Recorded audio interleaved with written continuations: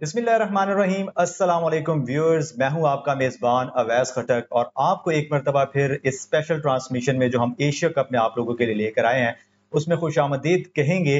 आपको बताते चलें कि इस सिलसिले में जैसा कि हमने पहली एपिसोड से मिस सना मीर को अपने पास इनवाइट किया है और वो बड़ा ज़बरदस्त एक्सपर्ट ओपिनियन भी इस एशिया कप में दे रही हैं। पहला मैच अफगानिस्तान बामुकाबला श्रीलंका कल खेला गया। उस पर आज की इस एपिसोड में हम बात करेंगे। सबसे पहले मैम आपको खुशामदीद कहते हैं। बहुत शुक्रिया। जी, तो कल पहला मैच आउट क्लास कर दिया जी अफगानिस्तान ने कल श्रीलंका को। और पहले तो अपनी बॉलिंग से, वैसे तो जो अफगानिस्तान की टीम है वो अपने स्पिनर्स के साथ हमेशा जानी पहचानी जाती है, लेकिन इस मैच में उनके फास्ट बॉलर जो है उन्होंने बड़ा कमाल किया। फजल हक फारूकी जिन्होंने टॉप ऑर्डर को बिल्कुल तहस नहस कर दिया और 105 रन पर पूरी टीम को आउट किया। उसके बाद जिस तरीके से एक डोमिनेंस परफॉर्मेंस दिखाई बैटर ने भी अफगानिस्तान के, वो बड़ी कमाल की थी। इस पर बात करेंगे।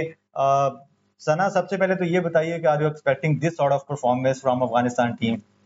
देखिए, टू बी ऑनेस्ट उन्होंने सरप्राइज किया जैसे हम चाहते हैं, बट फुली सरप्राइज आप इसलिए नहीं क्योंकि आपको पता है अफगानिस्तान के पोटेंशियल का। दो चीजें जो कल बहुत ज्यादा इम्प्रूव नजर आई अफगानिस्तान की, वो ऑब्वियसली उनकी फास्ट बॉलिंग, सीम बॉलिंग थी, और दूसरी उनकी बैटिंग, जिस तरीके से मेच्योरिटी से उन्होंने बैटिंग की।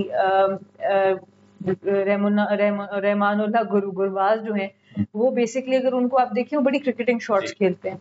अगर आप फारूकी की तरफ जाएं, फजल हक फारूकी, जिस तरह का स्टार्ट उसने दिया है, मेरे ख्याल से ये पूरे एशिया कप में बहुत से बैटर्स को तंग करने वाला है। ये सिर्फ एक श्रीलंका के साथ ही नहीं हुआ।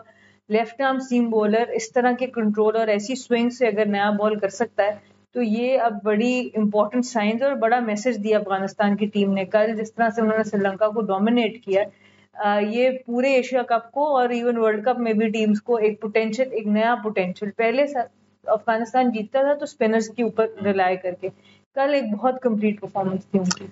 जी, बिल्कुल ऐसा ही है। थोड़ी सी बात करेंगे उनके बॉलिंग डिपार्टमेंट की। जिस तरह भी आपने बात की, फजल हक फारूकी ने 3 खिलाड़ी आउट किए, स्पिनर्स में नबी ने और मुजीबुर रहमान ने 2-2 विकेटें हासिल की।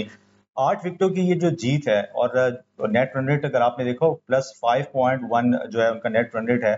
सो हम ये एक्सपेक्ट कर लें कि अफगानिस्तान तो गो थ्रू कर गया है, क्योंकि आगे अगर आप देखती हैं अभी जो नेक्स्ट मैच होगा बांग्लादेश का श्रीलंका के साथ, लेट्स से श्रीलंका उसे जीत भी जाता है, तब भी मुझे लगता है कि अफगानिस्तान का नेट रन रेट इतना बेहतर है कि अगला मैच हारते भी हैं तो उनके चांसेस ज्यादा हैं। बिल्कुल, प्रोबेबिलिटी तो अब बहुत ज्यादा होगी। आप कह सकते हैं 80-90% प्रोबेबिलिटी होगी कि अफगानिस्तान चल जाए। पर वही बात है, वो 10% को भी आप रूल आउट नहीं कर सकते। T20 है, अफगानिस्तान भी कल 50 रन पे आउट हो सकता है और कोई टीम उनको 5 ओवर में वो रन पूरा कर सकती है। तो ये T20 की गेम का मजा ही यही है।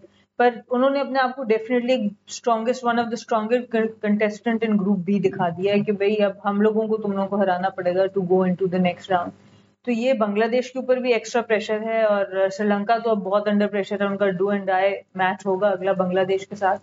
तो ओवरऑल बड़ी जबरदस्त परफॉर्मेंस। मोहम्मद नबी की कप्तानी भी बहुत अच्छी रही, उनकी बॉलिंग बहुत जबरदस्त रही। बहुत कम ऑफ स्पिन कराई है उन्होंने, ज्यादा से ज्यादा कटर्स कराए हैं, बॉल राइट हैंडर से बाहर निकाला है, जिसकी वजह से विकेट्स भी लेने में कामयाब हुआ। तो बड़ी एक मैच्योर परफॉर्मेंस अफगानिस्तान की तरफ से नजर आई।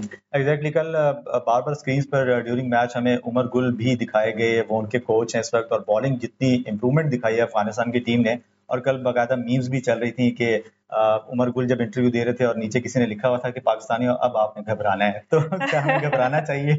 थोड़ा सा घबरा ले हाँ मेरे जी। ख्याल से। पर सबसे इम्पोर्टेंट बात कल उन्होंने अपने इंटरव्यू में की, उमर गुल ने, कि जो बाहर के कोचेस आते थे वो आके अंग्रेजी में बात करते थे। पश्तून जो एक कौम है, उसमें बड़ी एक इम्पोर्टेंट उनकी एक लैंग्वेज के लिए बड़ी प्राइड है, और वो लैंग्वेज बैरियर अगर आप उनके साथ आपका खत्म हो जाता है तो वो और भी ज्यादा ओपन होके, रिलैक्स होके आपकी बात को समझ सकते हैं। तो मेरे ख्याल से ये भी एक बहुत बड़ा एज है। उनके सामने का भी मौका मिला है, बहुत डिसेंट इंसान भी हैं, तो बहुत जबरदस्त एक आपके एम्बेसडर हैं क्रिकेट के, और साथ वो पश्तून भी हैं, तो वो अफगानिस्तान को और भी अच्छी तरीके से समझा पाएंगे। जी, निशांका के हवाले से एक बड़ी कंट्रोवर्सी हमने देखी जब नवीनुल हक की एक बॉल पर रहमानुल्लाह गुरबाज ने उनका कैच लिया और उसको आउट करार दे दिया गया। मतलब फैसला जो है वो बेसिकली थर्ड अंपायर की जानिब गया था। अब सामने तो ये दिखाई दे रहा था कि अल्ट्रा एज में कोई इस तरह का स्पाइक नहीं था, लेकिन जब आउट हुए तो बहुत ही अजीब किस्म का एक रिएक्शन हमने देखा श्रीलंकन डगआउट से भी। उनके कप्तान भी बड़े हैरान हुए। अब आपका क्या स्टांस है, ये कौन से ऐसे एविडेंस की बुनियाद पर उसको आउट दे दिया गया जो बज़ाहिर तो लग रहा था कि नॉट आउट है? बिल्कुल बड़ी कंफ्यूजन मची इसकी, और ये मुझे भी, जब आप एज अ प्लेयर इसको देखेंगे, एज अ कोच देखेंगे, तो वही रिएक्शन देंगे। हम भी ऐसे ही रिएक्शन देते थे। अब क्योंकि मैं कमेंट्री में भी आ गई हूँ, तो प्रोडक्शन में जाके आपको मजीद क्रिकेट के रूल्स के बारे में पता चलता है। और एक बड़ा इंपॉर्टेंट रूल जो रिव्यू सिस्टम का है, वो ये है कि जो थर्ड अंपायर का फैसला होता है, वो ऑन ग्राउंड अंपायर के फैसले के साथ ज्यादा लिंक किया जाता है। फॉर एग्जाम्पल, अगर एक कैच ग्राउंड पे हुआ और उसमें कुछ डाउट आ रहा है, और अगर ऑन फील्ड अंपायर ने उसको आउट दिया है, तो कोई बहुत ही सॉलिड एविडेंस आपको चाहिए थर्ड अंपायर को उसको ओवरटर्न करने के लिए। इसी तरह अगर उसने नॉट आउट दे दिया, तो बहुत सॉलिड एविडेंस चाहिए उसको आउट डिक्लेयर करने के लिए। तो कल भी यही हुआ, क्योंकि ऑन फील्ड अंपायर ने उसको आउट दे दिया। और अगर आप बैटर का रिस्पॉन्स देखें, कीपर का रिस्पॉन्स देखें, तो कीपर बहुत फौरन उन्होंने अपील की, बैटर ने बहुत टाइम लगाया रिव्यू लेने में, डीआरएस लेने में। तो उनको भी कहीं ना कहीं लगता था कि शायद लग चुका है। तो अब जब वो स्पाइक आता है, तो बहुत हल्का सा स्पाइक आता है, क्योंकि ऑन फील्ड अंपायर आउट दे चुके थे, तो इसलिए थर्ड अंपायर ने उसको ओवररूल नहीं। जबरदस्त। बहुत सारे जो फैंस थे जो काफी ज्यादा हैरान भी थे इस डिसीजन के हवाले से। अब यकीनन उनको समझ आ गई होगी इस हवाले से। श्रीलंका के हवाले से थोड़ी सी बात करते हैं। और बहुत ज्यादा ओवर एग्रेसिव आपको नहीं दिखाई दिए उनके टॉप ऑर्डर बैटर? जो भी आ रहा है ये जानते हुए कि दो प्लेयर्स आउट हो चुके हैं, जो भी आ रहा है वो ये चाह रहा है कि बस मैं बाउंड्रीज के साथ जो है वो डील करूं, तो शायद ओवर एग्रेशन उनको कहीं ले डूबी है इस मैच में।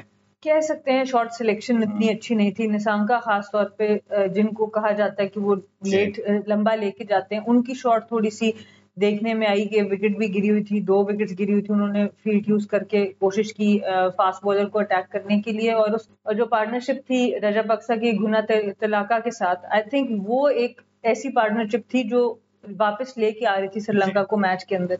पर वो जो रिवर्स स्वीप था, आई थिंक उसकी भी टाइमिंग ऐसी थी। ऑब्वियसली ये शॉट बड़ा जबरदस्त है T20 में अब, पर टाइमिंग उसकी इतनी अच्छी नहीं थी। तो थोड़ी सी शॉट सिलेक्शन में श्रीलंका के इशू आ रहा है। बट ओवरऑल टीम उनकी भी अच्छी है। जो बैटर्स उनकी डेप्थ है 7वें 8वें नंबर तक, वो जरूर है, पर कल शॉट सिलेक्शन उनकी तरफ से अच्छी नजर। एग्जैक्टली। इन लास्ट आप बता दीजिए what next for Sri Lankan team, क्योंकि इतनी बड़े मार्जिन से उनको शिकस्त हुई है और अब उनका मुकाबला बांग्लादेश के अगेंस्ट भी है, जो कि आप उनको बिल्कुल भी नहीं साइडलाइन कर सकते इस वक्त। वो भी बहुत अच्छे फॉर्म में है। सो क्या श्रीलंका जो है वो सरवाइव कर सकेगा अब नेक्स्ट? देखिए, बहुत इंपॉर्टेंट उनकी, मुझे बॉलिंग का जो एस्पेक्ट है उसके ऊपर उनको बड़ा काम करना पड़ेगा। पावर प्ले में 2 डेब्यूटेंट्स ने कल बॉलिंग की और ऑब्वियसली उनको बहुत ज्यादा रन्स आए हैं। वो एक एरिया जरूर है। बैटिंग तो ऑब्वियसली उन्होंने, हमने देखा है ऑस्ट्रेलिया के अगेंस्ट भी कमबैक कर दिया था, पाकिस्तान के अगेंस्ट अगर टेस्ट सीरीज देखे वहां पे भी वापस आ गए थे।